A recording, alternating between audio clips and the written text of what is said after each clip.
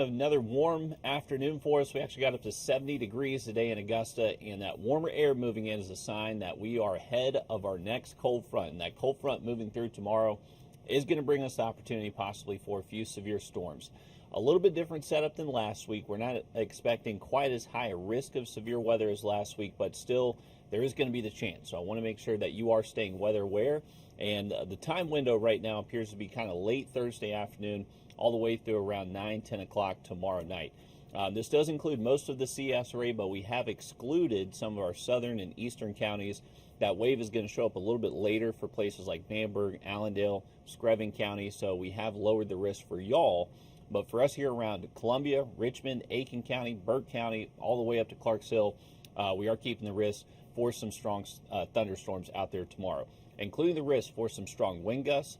Cannot even rule out maybe we do have a brief tornado, so some tornado warnings definitely could be possible tomorrow, and we're going to be right in the Weather Center tracking it for you.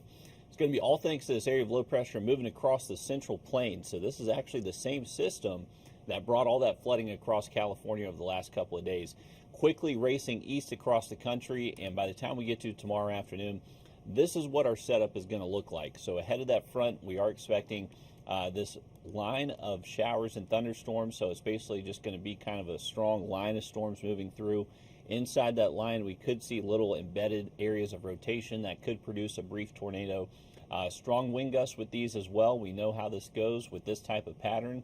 This wave moves through. Once it hits you, you usually only see rain for an hour or two, and then it quickly races off towards the east. So it's not going to be a huge severe weather window lasting a long period of time for one location. Really just once the line hits you, that's your severe weather threat, and then the severe weather chance will move east of you once it stops raining.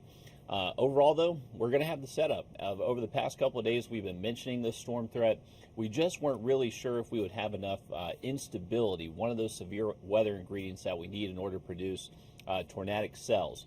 Looks like we will have a little bit more than what we've anticipated over the past few days, which is why we have issued the first alert. The Storm Prediction Center saw the same thing, which is why they expanded that slight risk now into the river region of the CSRA. So you can see that yellow shaded area, that's basically where the first alert is, and that's where the highest possibility of severe weather is going to be tomorrow.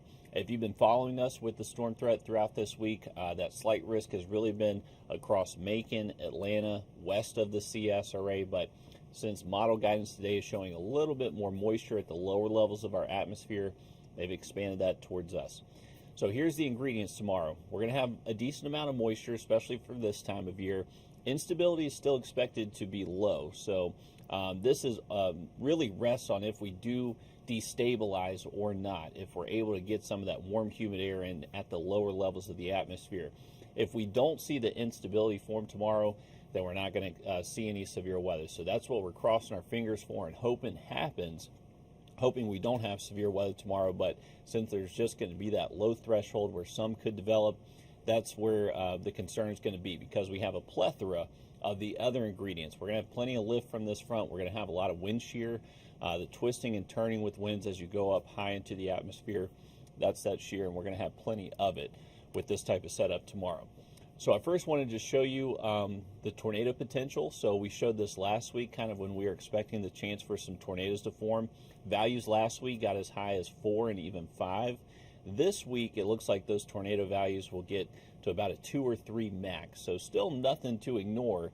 Anytime you see even a 1 on this, you have to pay attention. So the fact that we're seeing 2s and 3s on this tornado potential definitely could see a brief tornado form or even a strong thunderstorm. Now, all this is going to be moving east quickly, so by the time we get to around 9-10 o'clock tomorrow night, most of this rain's already moving out, and we should see improving weather by Friday, and we are going to see much colder air move in behind this severe weather threat tomorrow.